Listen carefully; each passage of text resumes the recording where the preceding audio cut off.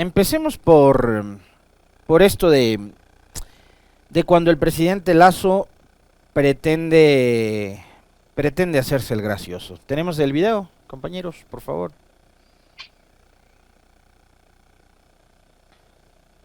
Entregarle la llave a Mónica.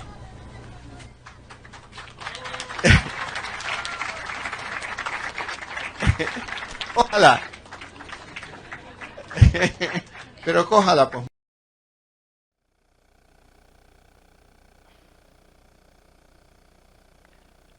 Ya, eso fue todo. Uy, acá tengo el retraso en la transmisión. Bien. Me ponchan ahí todo distraído. Pongan otra vez el video. Porque si no, quienes están viendo no nos van a creer, van a pensar que es un montaje hecho por el Esteban y el Andrés Vela. Entregarle la llave a Mónica.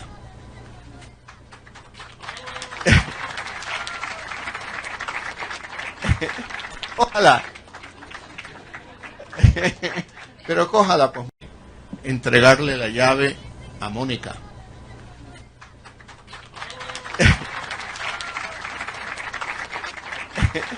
Cójala. Pero cójala, pues. Entregarle la llave. Bien. Ese no era el que ustedes acaban de ver. No era un mal comediante. No era un mal actor de teatro. Ese es el presidente del Ecuador. Da la impresión de que uno en este país, cuando parece que ya lo vio todo, ya no puede pasar nada peor, viene el presidente de la nación y nos sorprende y dice, sí, podemos ser todavía peor. Los pobres, como diría la ex viceministra de Educación, a los pobres ya no basta con catalogarlos como vagos y feos, porque además el pobre es pobre porque quiere, porque es vago, ¿no? En este país y según quienes nos gobiernan, el pobre es pobre porque quiere y el pobre es pobre porque es vago. A los pobres, además de decirles que son vagos y feos, que son ociosos, que no quieren ni tienen las condiciones de prosperar ni nada por el estilo, hay que humillarlos. Porque si no, parecería que no están satisfechos. Esa imagen, ese video que ayer se hizo viral en las redes sociales y que fue muy criticado y cuestionado por cientos de usuarios de las redes, no provoca otra cosa que indignación. Pero además ya el hecho de que nosotros nos indignemos por los comportamientos y las reacciones que tienen las autoridades del gobierno con cada evento, cada cosa que pasa en este país, parecería que se está convirtiendo en una costumbre. Que a propósito de lo que dice Sandra Durán, que tiene toda la razón, esa falta de empatía del gobierno, no únicamente con la gente pobre, sino con el ciudadano ecuatoriano en general, ya es parte del escenario y del folclore al que nos ha tenido acostumbrado el gobierno del encuentro, como se ha denominado pomposamente el gobierno de Lasso. Entonces nosotros acá tenemos que indignarnos ahora porque humillan y porque se burla a partir de un gesto mediante el cual, me imagino yo, Lasso pretendió hacerse el gracioso con una mujer, Mónica, ya no es Lorenza,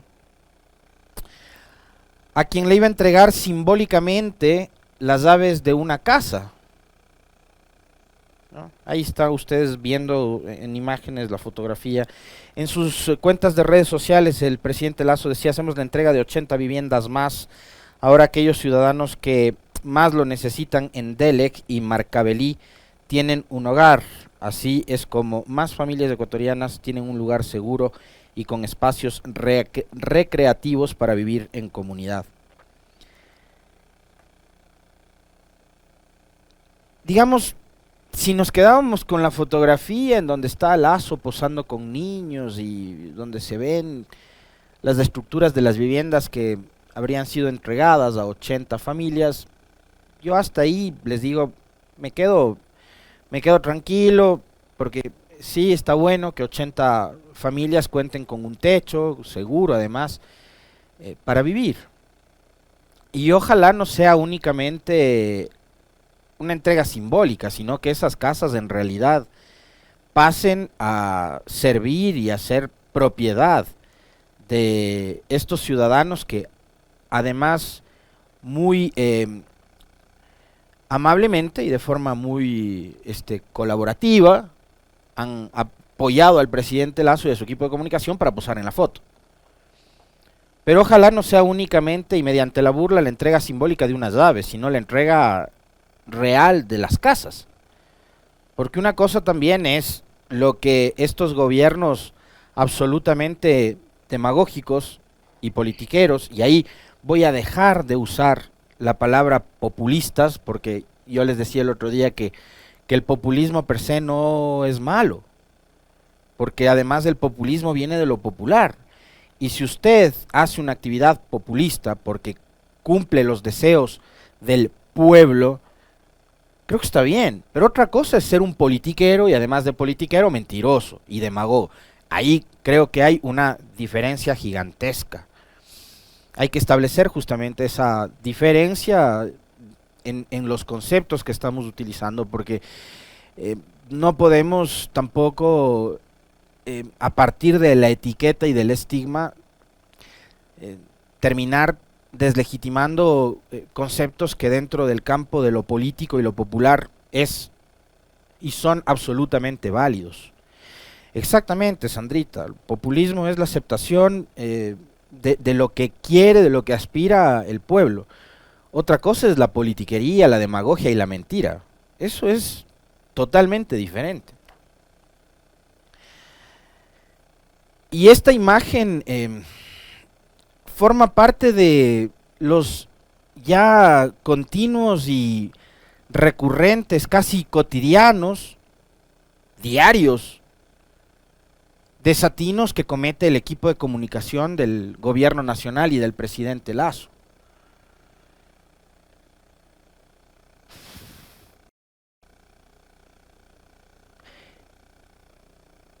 Y otra capaz, y esto no fue idea de ningún asesor, ¿ya? Porque habría que partir también de ese hecho. Es decir, la persona que está jugando con la dignidad, con la necesidad, con la aspiración del ciudadano ecuatoriano, en este caso de Mónica, a quien le hace ese jueguito de retirarle la llave y de reírsele y decirle, pero coja pues la llave, coja, ya, agarre. Como bien decían en los compañeros, al estilo de aquel programa de televisión de los años 80, 90, del Haga Negocio Conmigo, ¿no? Del agarra lo que puedas, donde también, digamos, se hacía mofa de los sectores más populares, más pobres de Guayaquil. Es comparable únicamente con eso, no con un estadista, ni con una autoridad, y menos aún con un presidente, ¿no? Por eso yo les decía a manera de sarcasmo y de ironía, porque esto de verdad que indigna y mucho, no es un mal comediante, ese es el presidente del Ecuador. Y a lo que iba, eso que hace con Mónica, eso de humillar a una mujer pobre que aspira a tener una casa, ese gesto, quién sabe y nació directamente del presidente. Es decir, eso no fue una sugerencia ni del asesor Aparicio Caicedo, ni del asesor de comunicación Pipo Lazo, ni de Diego Ordóñez, ni de estos de los más cercanos, que también han dado muestras de no estar a la altura de las circunstancias, del reto que representaba gobernar un país como Ecuador en estos momentos. Seguramente esa actitud que ha adoptado el presidente es propia, es de él, es suya. es que él seguramente está convencido y cree que lo que hizo al jugar con la dignidad y humillar a Mónica está bien. Y eso, como les manifiesto, capaz y no es iniciativa de ningún asesor. Y eso nació del presidente. Y esa es la forma en la que el régimen de Guillermo Lasso está gobernando este país. Y es así, con esas formas, con ese nivel de desprecio por la gente más necesitada, que se está conduciendo el gobierno nacional y el país. Es ese mismo desprecio que debe haber sentido durante los días que Elizabeth Otavalo, por ejemplo, buscó a su hija. Durante esos días en los que ella no se sintió acompañada por el Estado y por las diferentes instituciones e instancias gubernamentales y estatales en el proceso de búsqueda.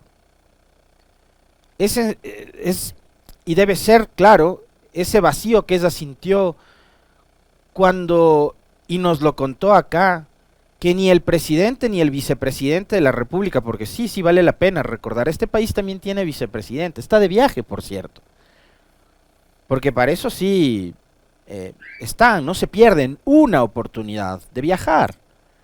Entonces el vicepresidente Borrero está ahora de viaje, así como el presidente Lasso durante toda la crisis de la desaparición y posterior asesinato de María Belén, estaba también de viaje. Entonces, esto que hoy vemos, que el gesto de Lasso humillando, denigrando a una mujer pobre que aspira a tener una casa, debe ser también lo mismo que sintió Elizabeth durante esos días en los que ni él ni el vicepresidente Borrero le llamaron a preguntarle: Elizabeth, ¿cómo estás? ¿En qué más te podemos ayudar? ¿Cómo podemos hacer para sostenerte a ti, a tu familia, a tu nieto, que están atravesando este momento tan difícil, tan complejo después de lo ocurrido con María Belén? Pero eso no pasó. No, después aparecieron y cuando aparecieron además lo hicieron con el mismo nivel de empatía, que es nulo, que como el de la imagen que acabamos de ver. Llegaron las autoridades de gobierno con la arrogancia y con la prepotencia y vanidad que les ha caracterizado durante estos 16 meses de gobierno y durante quienes los conocemos bastante bien, durante toda su carrera política, porque así eran, así han sido, así son y así van a ser siempre. No cambiaron, no van a cambiar, seguramente nunca. Y creo que vale la pena también, de alguna forma,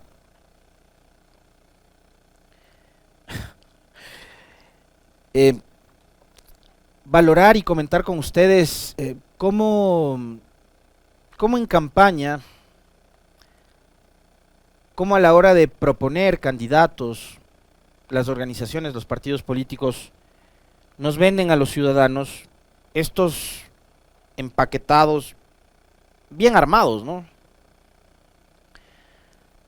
Pero ahí la responsabilidad, yo siempre les suelo decir, la responsabilidad es compartida. Porque los partidos políticos proponen cuadros, proponen nombres, ponen candidatos, pero finalmente quienes toman la decisión en las urnas, aunque a veces esa decisión no siempre es respetada, porque, como bien decía Stalin, importa más quien cuenta los votos, no quien vota, ¿no? Pero finalmente la democracia es eso, es que el pueblo a través de las urnas elija a sus autoridades. Y a las autoridades se les elige porque los partidos y las organizaciones políticas, los movimientos, nos presentan cuadros, nombres, personas, candidatos, y a partir de ahí nosotros elegimos. En la última elección, y no solo en la última elección, sino en varios procesos electorales, ha tenido la oportunidad de participar como consultor político y como asesor de varias candidaturas, un personaje que es sumamente polémico, pero a quien yo sí le reconozco primero su condición de ser un intelectual en esta materia. Y creo que un tipo bastante eficiente a la hora de ganar elecciones, a pesar de lo cínico que pueda resultar en ciertos momentos. Me refiero a Jaime Durán Barba. Es un tipo al que yo particularmente, desde el punto de vista profesional, a lo que él se dedica, le guardo una profunda admiración porque ha ganado elecciones no solo en el Ecuador, sino en todo el continente. Pero hay que ver también qué tipo de elecciones ganó y con qué tipo de cuadros ganó. O sea, y lo que dejó después. Bueno, él no es asesor, ni fue asesor de alcaldes posterior a la elección, ni ahora, entiendo, de Lazo ya no es parte del equipo. Pero esto fue, escuchémosle a Jaime Durán Barba, esto fue lo que dijo en una conversación con Alfredo Serrano y los compañeros de La Pizarra, programa que se transmite también por Radio Pichincha, ¿no? ¿Qué fue lo que dijo Jaime Durán Barba? Escuchémosle sobre Guillermo Lazo, lo que fue el candidato y lo que ha sido hoy como gobierno y como presidente de la nación aquí en Ecuador. Y el candidato que se comunicó en Ecuador, Lazo, fue un candidato completamente nuevo. Fue un fenómeno de marketing. Pero parecía un pibe novedoso. Cuando llegó al gobierno, se convirtió en el presidente que es y se derrumbó. Pero en Brasil sí hay el enfrentamiento entre dos figuras con gran trayectoria. Un expresidente brillante, otro presidente importante. Pero te diría eso pasa porque se cerraron las otras salidas. ¿Eso era todo? ¿No? Ya. Es cortito, ¿no? Un fenómeno de marketing, dijo. Y bueno, en algo sí se equivoca Jaime Durán Barba. El pibe, dijo. Lazo no es un pibe. Un pibe es el Carlos Minango, que ayer me enteré que es menor que yo. Que me quedo loco. Yo pensé que Minango estaba por ahí. ¿Cómo? No, yo pensé que estaba por ahí en el mismo rango de edad.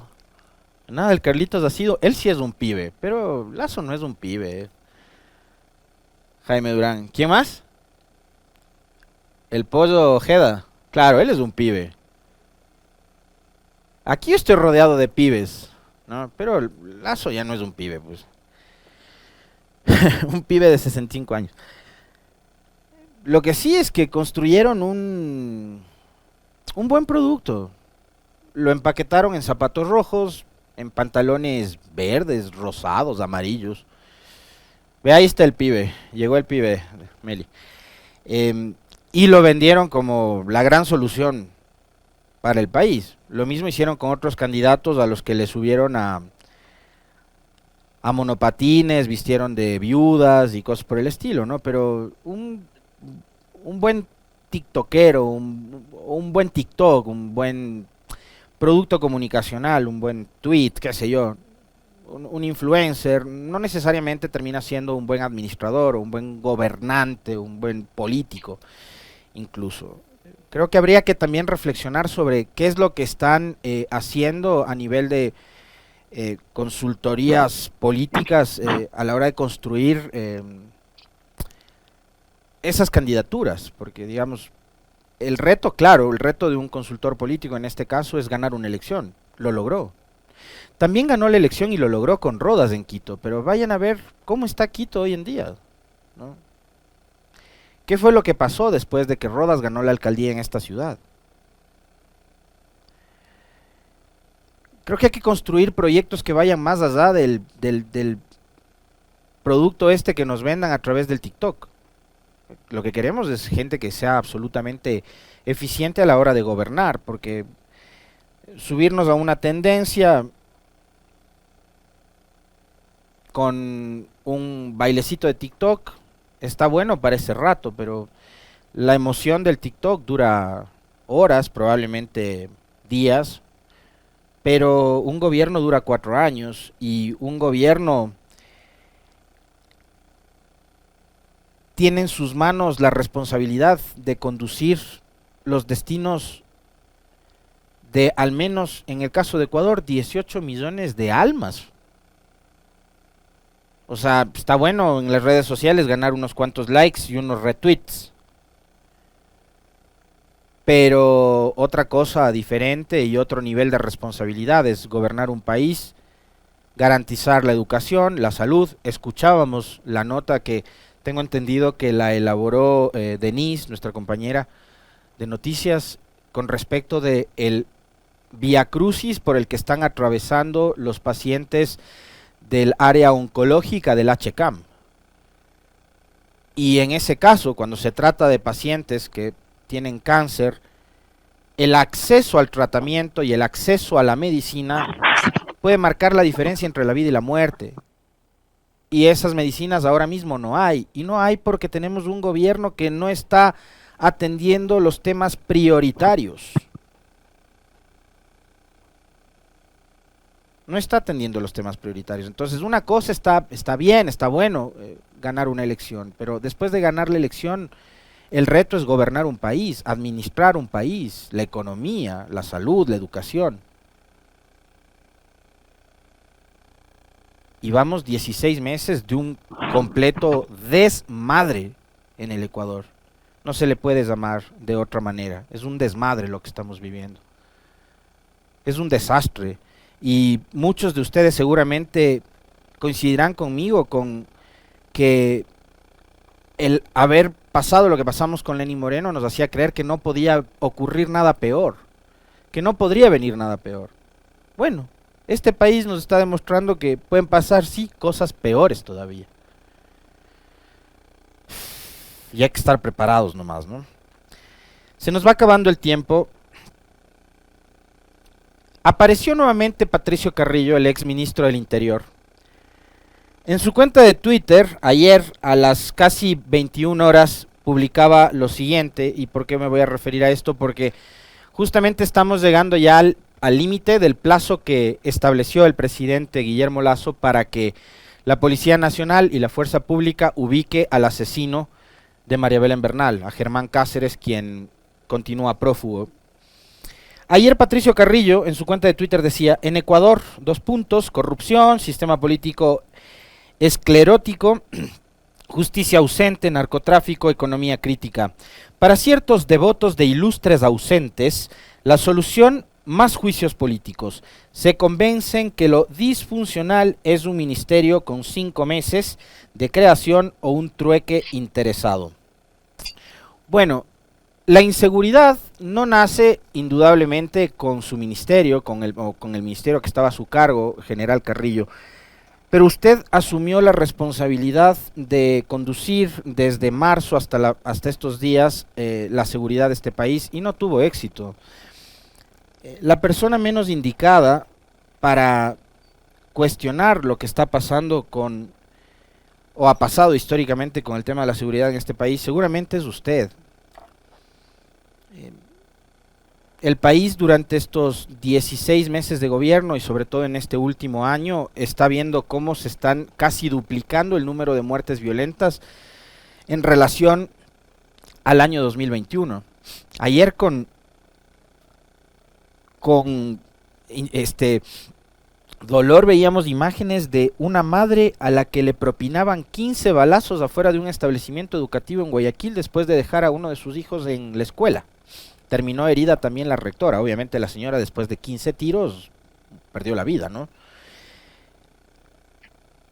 Y esto pasa en el gobierno de Lasso. Lleva 16 meses. Usted habla de la creación de un ministerio. Sí, claro, pero ¿sabe por qué crearon el Ministerio del Interior, general Carrillo?